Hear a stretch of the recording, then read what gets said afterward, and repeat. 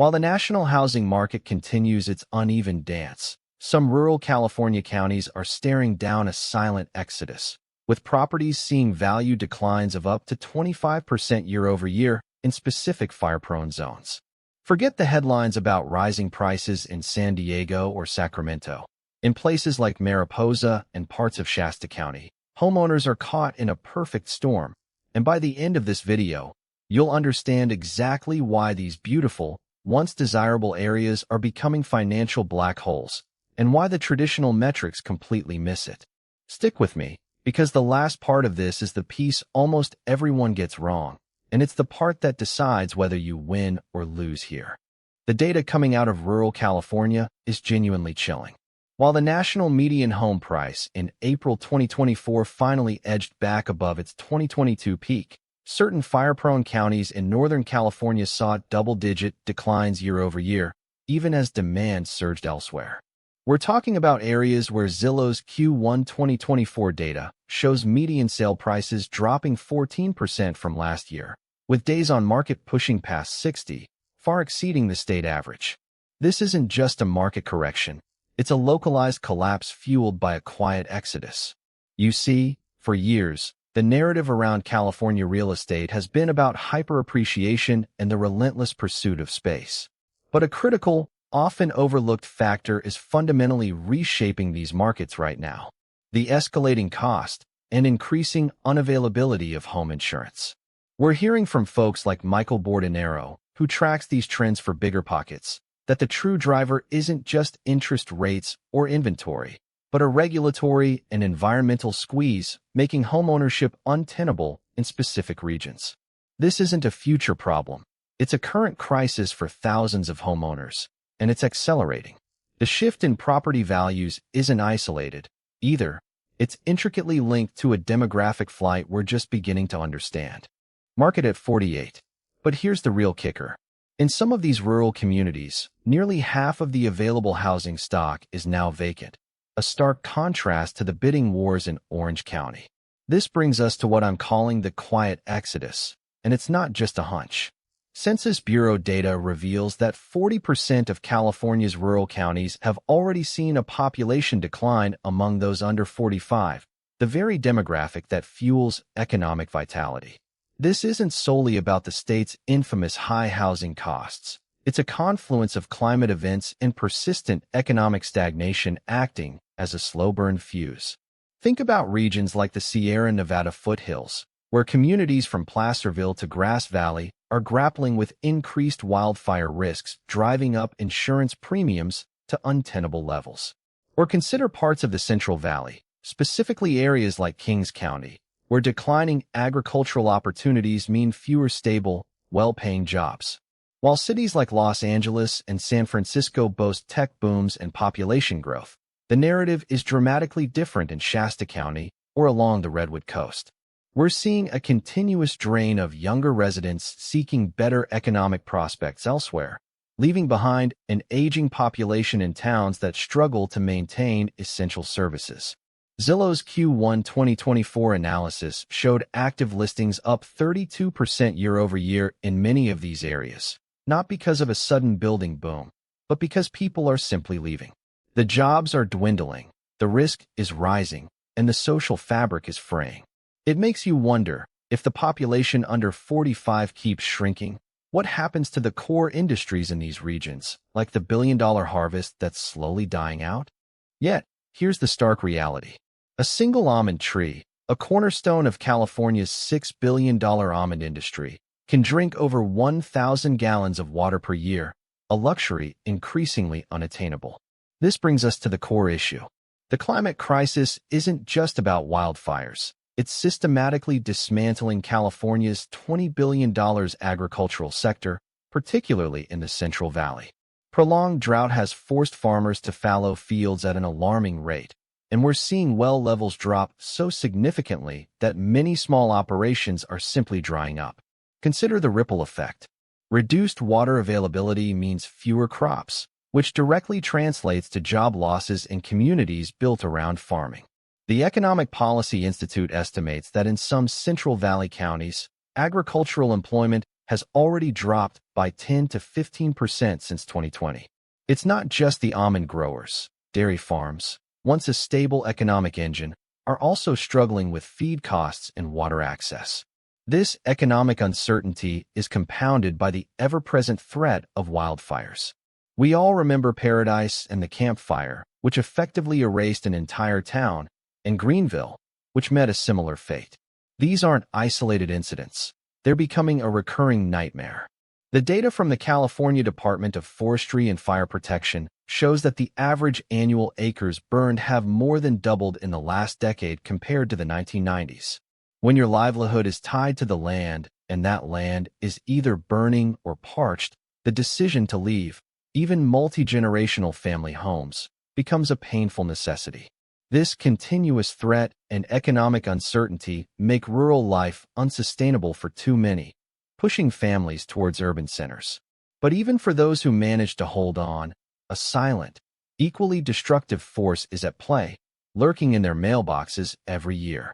But what if the house is still standing, yet completely unsellable? That's the silent killer nobody's talking about. The insurance crisis. We're seeing homeowners in places like Shasta County and Plumas County hit with non-renewal notices from major carriers like State Farm and Allstate, often with just 75 days' notice. This isn't just an inconvenience. It's a financial sledgehammer. Data from the California Department of Insurance shows that folks who can find a new policy are often looking at premium surges of 200%, even 400%, for basic fire coverage. Imagine your annual premium jumping from $2,500 to $10,000 overnight. This isn't hyperbole. Nick Gurley, CEO of Reventure Consulting, has been sounding the alarm on how prohibitive insurance costs are essentially stranding properties. When a major carrier bails, many rural homeowners are forced onto the California Fair Plan, the state's insurer of last resort. It's a critical safety net, but it's not a full solution. The Fair Plan often provides only basic fire coverage, leaving homeowners exposed to liability, theft, or wind damage. Think about it. You might have a $500,000 home, but your Fair Plan policy only covers $200,000 in fire risk. That's a massive gap that leaves owners catastrophically underinsured and financially vulnerable. This isn't just individual hardship. It's creating a systemic issue where property ownership in these areas is becoming fundamentally unsustainable, not just for existing residents, but making it nearly impossible for any new buyer to even qualify for a mortgage. So, if the homes are there, and even if some have weathered the direct flames, why are these communities suddenly emptying out? And more importantly, why is absolutely no one stepping up to buy these properties? So, why is nobody buying these homes, even when they're sitting vacant at a 14% discount? It's because the traditional buyers are gone, and the new money isn't coming. Unlike the frenzy in metros like Phoenix, or even parts of Austin, where institutional investors like Invitation Homes or BlackRock scooped up thousands of single-family homes post-2008, rural California is a ghost town for big capital. Nick Gurley of Reventure Consulting has pointed out how private equity loves rent growth potential and population influx, which these areas fundamentally lack. This isn't just about individual buyers, it's a systemic avoidance. And if you do find a buyer, good luck with the bank. Local lenders, particularly smaller regional banks, are tightening their belts. We're seeing credit overlays become standard practice, where a conventional loan that might fly in San Diego is dead on arrival in Lake County. A mortgage broker I spoke with last month mentioned his bank, a regional player, now has an internal red list of zip codes where they won't even underwrite conventional FHA or VA loans without a 40% down payment, effectively locking out first-time buyers. It's eerily reminiscent of what happened in Detroit post-2008 or even the Rust Belt, but without any industrial renaissance on the horizon to pull it back. The combined factors of cratering demand, unaffordable insurance, and shrinking local economies are creating a perfect storm for rapid devaluation. Zillow's Q3 data showed that properties in some of these counties saw active listings sit for 90-plus days without a single offer, a stark contrast to the national average of 48. This isn't just a cooling market, it's a freeze. But what if this isn't just a localized problem for rural California? What happens when these dynamics start to creep into the exurbs, creating an even bigger financial tremor? But here's the most alarming projection. By 2026, rural California's quiet exodus is set to erupt into a full-blown property market collapse. Why 2026? Because the compounding effects of sustained population decline, which the California Department of Finance projects will continue its downward trend, irreversible climate impacts, and our current economic headwinds, think 7% mortgage rates on homes requiring cash for insurance, will reach a critical mass. We're looking at predicted drops of 20% to even 50% in value for properties in areas already struggling, like those in Lassen or Modoc counties. You might be thinking, what about state programs? Well-intentioned initiatives like the California Advanced Services Fund for Broadband Expansion or various grant programs aimed at rural economic development are proving to be too little, too late. The investment needed to counteract decades of neglect and now accelerating climate change is simply not there. They're patching a sinking ship with duct tape. This isn't just a slow bleed. It's the financial equivalent of a terminal diagnosis for many homeowners. We're talking multi-generational wealth erosion, where a family's primary asset, their home, loses half its value or becomes unsellable because insurance costs more than the mortgage. The devastating long-term consequences are already being foreshadowed. We'll see the rise of zombie towns, entire communities where homes are technically owned but functionally abandoned, with no buyers and no residents. This isn't theoretical. We've already seen areas in the Sierra Nevada foothills with median home prices plummeting and days on market spiking to over 90, effectively freezing the market. The state, and frankly, the nation, is utterly unprepared for the massive socioeconomic shift this represents, a foundational reevaluation of what property value even means when a changing climate takes away the very ability to insure and enjoy that property. This is the payoff, the slow-motion car crash that no one in power seems willing to acknowledge until it's too late. Sitting vacant at a 14% discount? It's because the traditional buyers are gone and the new money isn't coming.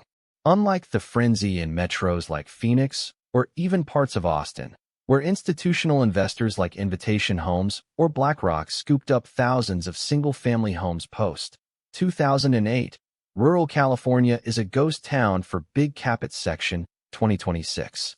The year rural California officially breaks, and what comes next? But here's the most alarming projection. By 2026, rural California's quiet exodus is set to erupt into a full-blown property market collapse. Why 2026? Because the compounding effects of sustained population decline, which the California Department of Finance projects will continue its downward trend, irreversible climate impacts, and our current economic headwinds, think 7% mortgage rates on homes.